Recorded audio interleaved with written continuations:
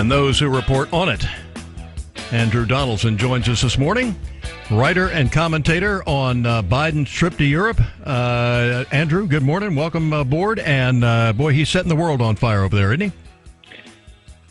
That's one way to put it. You put it that way. Thank you very much for your time. One of America's great cities. Thrilled to be with you on your program here. Oh, thank you, sir. Welcome aboard. What is the scoop here? I noticed he said this morning, LNG, we're going to give more gas to Europe. Other than that, what did he say? Well, as with many things with this administration, is there's the optics of it, and then you kind of got to wait a minute and see what the actual policy involved was. So on the outset of it, it looks good. We want to be an exporter of natural gas to the rest of the world, something a lot of us have been arguing about for a long time. But the numbers here just don't quite match the rhetoric of it. It's still a good thing. Let's not overblow it. But this is a deal for 15 billion cubic meters of liquefied natural gas. So that sounds fantastic, right? The problem here is Europe needs about 540 billion for their yearly needs. 240 of that usually comes from Russia, and all those pipelines go through Ukraine, and Ukraine produces quite a bit of it as well. So 15 billion compared to the 240 they're trying to replace, which is about 40% of their total liquid natural gas needs.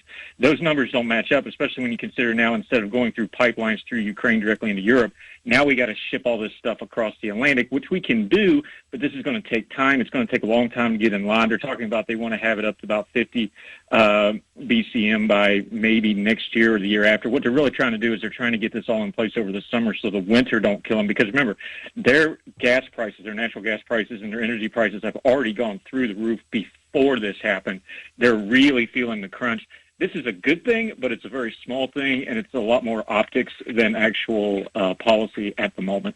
Andrew Donaldson, writer and commentator with us on Biden's trip to Europe, and they're good at not finishing the sentence, aren't they? And lying with statistics and facts and things of that nature, Andrew, is what it sounds like. Like you said, they offer one thing, but said, oh, but they need so much more, and we could do it here. We've got an LNG plant here that we could expand and supply them with all they need.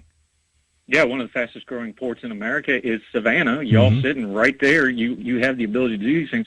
But this is one of those things where things happen gradually then suddenly. These are all things a lot of us have been talking about for years, like we need to expand our exporting. We need to expand our infrastructure at our port system. Now we need it, and they want to ramp it up. That's all great, but this stuff's going to take time. It's going to take a couple of months to get the logistics of shipping this stuff out. If you start talking about upgrading ports, that takes years, as you folks well know down there. These things should have already been in place if we had kind of proper leadership. And that goes back multiple presidents, by the way. It's just not all on Biden. But to your point, too, remember, a lot of this leadership stuff with Europe's been leading a lot more than he has. Remember, we had the press conference in the White House where he went deer in the headlights when they asked if we were going to personally sanction Vladimir Putin. Europe had already decided to do that, and he just kind of literally just stared. The media actually went after him a little bit. Remember this a couple weeks ago? Yeah. And then lo and behold, the next day, what happened? We have a press release. We're going to sanction. There's a lot of that with this administration. Their comm shop is not good. They're not consistent. They do a lot of reactionary because they're optics over substance. I think we're going to see a lot of that on this trip as well. I think you're right. Andrew Donaldson with us, writer and commentator, with some rather erudite comments here. And Andrew, what do you think? He goes now to Poland. What happens next? Well, God bless them. The Poles have been leading on this issue, and Europe has not treated Poland well if you go back and look at a lot of history. Oh, yeah. Poland's really been on the front line of this. Of course, they share the border with Ukraine. They are the lifeblood keeping Ukraine going by keeping that border open, both for the refugees and humanitarian aid coming out of Ukraine and getting weapons and humanitarian aid into Ukraine. The Polish folks are leading, their government's leading, their people are carrying the burden of taking care of these folks. So it's good that our president, he should go over there, he should praise this. This is an important ally for us. Remember, the Polish people have in living memory what it's like to be under the boot of Russian aggression. That's a core part of who they are. So when they say things about how to deal with Russian aggression, we should probably listen to them, because them and some of these other countries like Moldova, the Baltic states, they remember, it's in living memory to them. We should probably listen to them and believe them about how to deal with Vladimir Putin. Boy, that's the truth. We need to listen to more of those folks. And Andrew, I know that we have the border, that close border, and missiles that have been landing very close to it. Putin is walking on some thin ice here. He's not only walking on some thin ice, but I don't think he really wants any, because, again, like we just mentioned, the Poles have been waiting a long time to get them some of Russia if it actually came down to it. And we understand there's nuclear weapons and things like that. Finland, remember, Finland fought him to a standstill in the woods prior to World War II. Finland's making noise at it.